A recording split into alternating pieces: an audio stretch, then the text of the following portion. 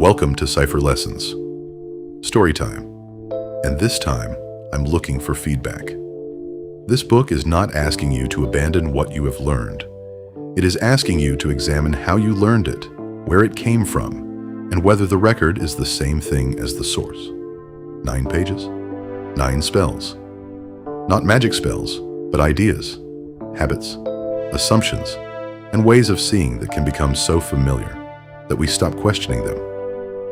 This journey moves through nature, human development, union, spirituality, currency, love, innovation, identity, and finally responsibility. You do not have to agree with every perspective.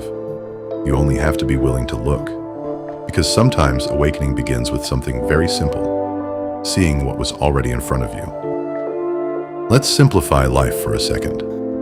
Before the books, before the cities, before the systems, there was nature, the earth, water, trees, animals, sky, human beings.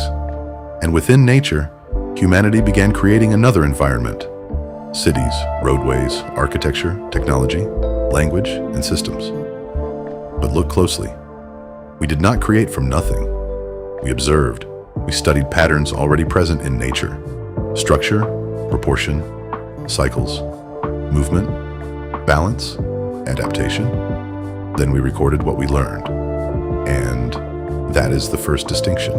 If the tablet is the record, the scroll is the record, the book is the record.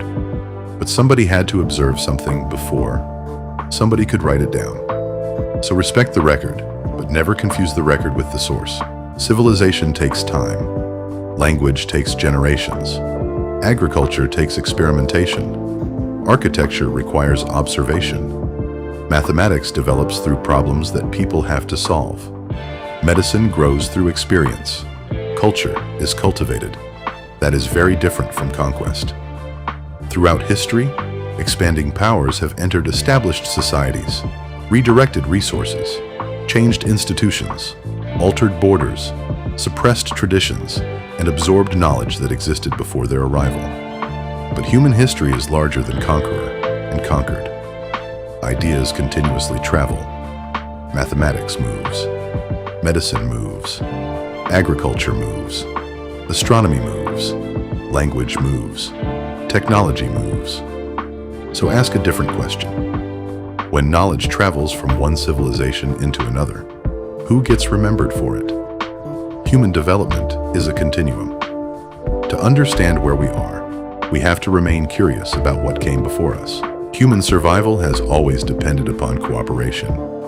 Across different societies, people divided responsibilities in different ways. Hunting, gathering, protecting, nurturing, building, teaching, healing, raising children, and sustaining community. The lesson is not that every man or every woman must perform one predetermined role. The deeper principle is complementarity.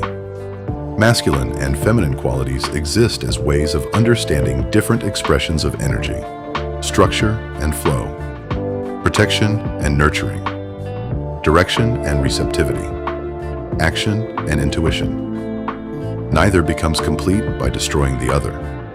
Union becomes powerful when differences are coordinated toward a shared purpose.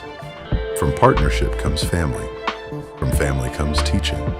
From teaching comes culture. From culture comes legacy. The foundation is not domination. The foundation is balance. The next connection is internal. God, Source, the Most High, the Creator. Different people use different words, but consider the principle. As above, so below. As within, so without. We experience the world externally through sight, sound, touch, smell, and taste. But consciousness also gives us an internal world. Imagination, intuition, memory, intention, creativity. Before a building becomes physical, somebody imagines it. Before an invention becomes technology, somebody conceives it. Before art becomes visible, something moves inside the artist. Creativity is the bridge between unseen possibility and visible expression. That does not mean imagination alone controls reality. It means creation frequently begins internally, before action gives it physical form. The outer world matters. The inner world matters. Wisdom comes from understanding the relationship between both. Now follow the current, not just electrical current. Currency. Money is one mechanism human societies use to measure, exchange, direct, and store value. Shells, metal, paper, fiat currency, digital currency. The form changes, but something important remains. A currency works because people and institutions collectively agree that it carries value. That belief directs enormous amounts of human energy. Where money flows, buildings rise, research happens, businesses expand, food moves, technology develops. Where resources are withheld, possibilities shrink. So currency is not merely something to possess, it is something to understand. The question becomes, what are we energizing with what we possess? Balance does not require everyone to own exactly the same thing. It requires systems where opportunity, contribution, responsibility, and human dignity can coexist. Redirect the current. Restore the balance. Love is water. Consider the metaphor. Water flows. Water adapts to the container. Water becomes liquid, vapor, or solid. It nourishes life. It can also carry tremendous destructive force. Where we find liquid water on Earth, we frequently search for the possibility of life. So what if love behaves similarly? Not merely as an emotion, as action. Protection can be love. Correction can be love. Patience can be love. Providing can be love. Walking away can sometimes be love. Forgiveness can be love. Love is not weakness, and love should never be confused with accepting harm. The challenge is alchemy. Can anger become understanding? Can envy become appreciation? Can competition become cooperation? Can division become harmony? Love becomes meaningful when it moves from something we say into something we practice. Creativity is the key. Innovation is the function. Agriculture sustains us. Culture grounds us. Art expresses us. But none of those require us to stand outside the technological future. Human beings continuously invent medicine, transportation, communication, computing, energy systems, engineering, artificial intelligence. The next generation will inherit technologies we can barely imagine today. So participation matters. Not only consuming technology, understanding it, creating it, owning ideas, protecting intellectual property, building institutions, teaching the next generation. History contains innovators from every part of humanity whose contributions were overlooked, forgotten, disputed, or eventually rediscovered. The answer is not merely demanding recognition for yesterday. It is creating something tomorrow cannot ignore. Practice creation.